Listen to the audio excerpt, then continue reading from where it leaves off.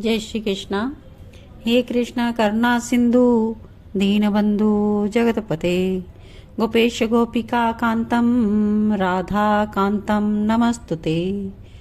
तप्त कंचन गौरांगी राधे वृंदवेश्वरी वृषभानु सुते देवी प्रणमामि हरि प्रिये प्रणमामि हरि प्रिये।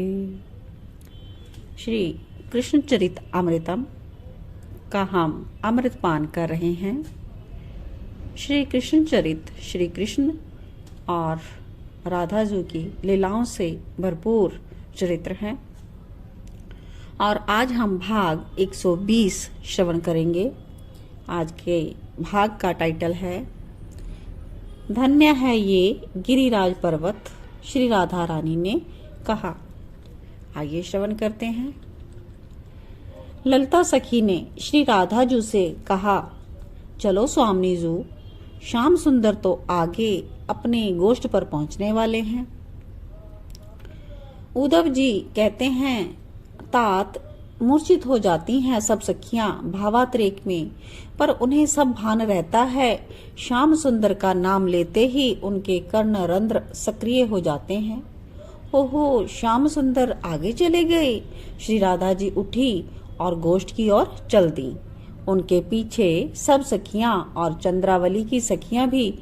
उद्धव ने कहा, तभी श्री जी ने गिरिराज पर्वत देखा। उसमें से झर रहे हैं झरने, हरियाली और पुष्पों से भरा पड़ा है ये गिरिराज।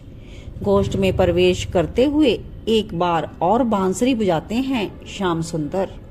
श्री राधा रानी आनंदित हो उठती हैं। गिरिराज के झरने और तेजी से बहने लगते हैं। तृण घास जो होते हैं वो खड़ी हो जाते हैं। ये गिरिराज सच में समस्त विश्व के प्रेमियों में सर्वश्रेष्ठ है। देखो तो बांसुरी सुनते ही इसे रोमांच हो रहा है। उसके रोम कैसे खड़े हो रहे हैं। ये तृण वृक्ष सब इसके रोम ही तो हैं। झरने बह रहे हैं, ये इसके आंसू हैं, प्रेम के आंसू सखी। ये कहते हुए श्री राधिका जी हंसती हैं। इसके ऊपर श्याम सुंदर चढ़ते हैं। ये कहते हुए श्री राधा रानी गिरिराज को प्रणाम करती हैं और क्या बताती हैं कि इनको तो एक श्याम सुंदर के परम भक्त विंध्याचल से लाए थे, गोलोक से उतरे थे, पर पर्वतराज विंध्य के पुत्र रूप में। दक्षिण में एक महात्मा रहते थे, सिद्ध थे, योगी थे। दक्षिण में इस गोवर्धन पर्वत को ले जाया जाए। जब काशीपुरी की यात्रा पर आए थे तब इनके मन में ये भाव जागा। इस भाव को उन्होंने गोवर्धन पर्वत के पिता विंध्य पर्वतराज से व्यक्त किया और उनसे मांगा। अपने पुत्र को कैसे दे दे विंध्याचल, तो वो मना करने ही वाले थे, पर गोवर्धन ने ही कह दिया, पिताजी मांगने वाले को कभी मना नहीं किया जाता। आप पुत्र मोह त्यागें और मुझे दे दें। पर गोवर्धन ने उन ऋषि से एक वचन लिया कि मैं जाऊंगा, पर आपने मुझे जहां रखा वहां से आगे मैं नहीं बढ़ूंगा। ये बात स्वीकार की उन ऋषि ने और लेकर चल दिए। यहीं पर आकर गोवर्धन ने अपना भार बढ़ा लिया। ऋषि ने उन्हें नीचे रख दिया, किंतु कुछ समय बाद जब उन्होंने उठाया गोवर्धन को तब गोवर्धन उठे ही नहीं और बोले, अब से मैं यहीं रहूंगा। और वचन तो लिया था। गोवर्धन ने नम्रतापूर्वक कहा। दिव्य दृष्टि संपन्न थे वो ऋषि। समझ गए कि मेरे इष्ट श्याम सुंदर इसी स्थल पर अवतरित होकर लीला करेंगे और उनकी लीला का ये दिव्य उपकरण है गोवर्धन। श्री राधा रानी कहती हैं, उन ऋषि ने भी यहीं रहकर तपस्या की है और देखो मोर नृत्य कर रहे हैं इस गोवर्धन पर्वत के ऊपर। और सखियां कहती हैं, स्वामिनी जी शीघ्र चलो, गोष्ठ में पहुंच गए हैं श्याम सुंदर। ललिता सखी ने फिर श्री जी को भाव सिंधु से निकाला। इतना सुनते ही तेज साल से चलने लगी श्री जी और उनके पीछे उनकी सभी सखियां थी। आज का एपिसोड काफी शॉर्ट है, तो इसके साथ ही मैं अगला भाग 121 यहीं पर कहती हूँ। अगला एपिसोड है श्री कृष्ण चरित अमृत का प्रेमी गोपाल। प्रेमी गोपाल की एक झांकी प्रस्तुत की जा रही है भाग 121 में। प्रेम की गली बहुत संकरी है, उसमें एक ही जा सकते हैं। प्रियतम का चिंतन करते हुए वो प्रेमी भी अपने आप को भूल जाता है। फिर जब सामने प्रीतम हो तब तो मात्र प्रिय ही है। प्रेमी खो गया, मिट गया, ये प्रेम गली ही ऐसी है। सुनो, इस गाय को उस स्थान में बांध दो और उस भूरी को उधर। श्याम सुंदर अब गोचारण करके गोष्ठ में आ गए हैं और अपने सखाओं से कह रहे हैं, समझा रहे हैं कि किस गौ को किस स्थान पर बांधना है। आहा सखी, देख तो कितने सुंदर लग रहे हैं श्याम सुंदर। हृदय से चरणों तक झूलती हुई वनमाला और सिर में श्री राधा रानी अपनी सखियों के साथ गोष्ठ में आ चुकी हैं और दूर खड़ी होकर श्याम सुंदर को निहार रही हैं। सिर में गाय के खुर को बांधने की जो रस्सी होती है ना, दूध दूहते समय कि गो लात ना मारे, इसलिए बांध दिया जाता है।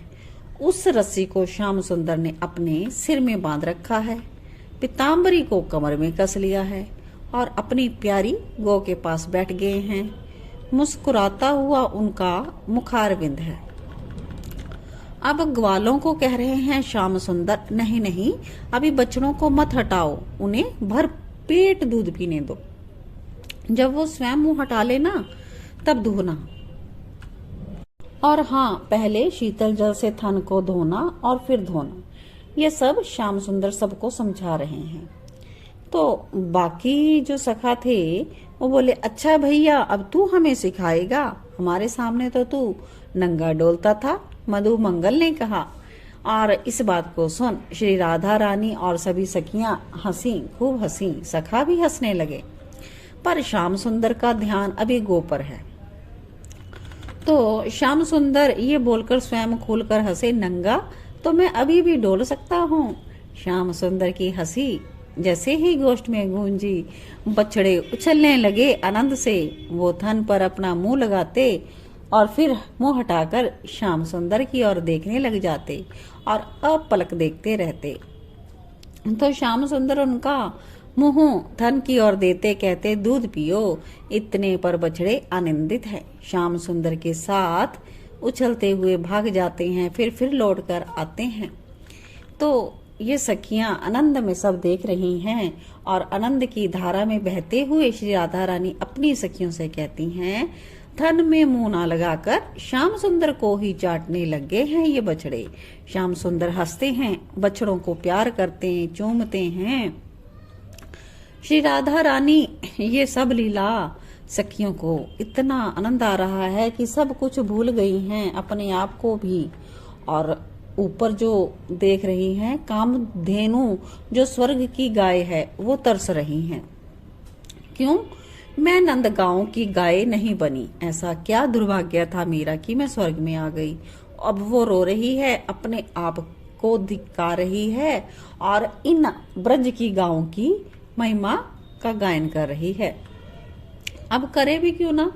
पूर्ण ब्रह्म को पाना बड़े बड़े योगियों को दुष्कर है, पर ये गाय बछड़े इन्होंने पाया मात्र नहीं है ब्रह्म को, ये परम ब्रह्म को चाट रही हैं अपनी जीभ से। तो इनके सौभाग्य से तो ब्रह्मा को भी चिढ़ हो रही होगी। तो अब श्याम सुंदर को घर भी जाना है, देरी हो रही है। जब बछड़े थन में मुंह नहीं लगाते भी हैं तो थोड़ा फिर श्याम सुंदर के रूप को देखकर मत हो जाते हैं। तब श्याम स्वयं गो के थन में अपना मुखारविंदर लगाकर दूध पीते हैं। तो सब देखती हैं सखियां, श्री राधा रानी की दशा तो प्रेम उन्मत्त हो चुकी हैं। तभी श्याम सुंदर की दृष्टि गई श्री राधा रानी के ऊपर। तो बस इधर श्याम सुंदर सब कुछ भूल गए, गाय को दूहना भी भूल गए और अपने आप को भी भूल गए। बस श्री राधा ही रह गई। अब दूध फैल रहा है, गाय के थन से दूध निरंतर बह रहा है।